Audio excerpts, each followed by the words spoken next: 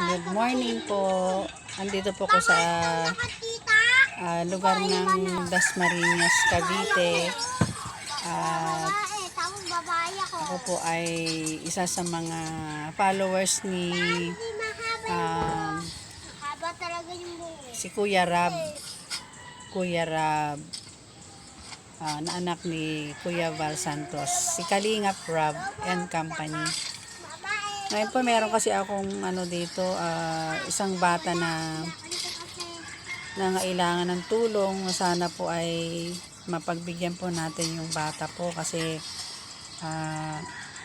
kung sagana akin po gusto kong tumulong pero wala rin akong masyadong kakayanan, kaya sa inyo pong team ng Kalingap Rab ay kayo po yung talagang tumutulong sa mga nangailangan.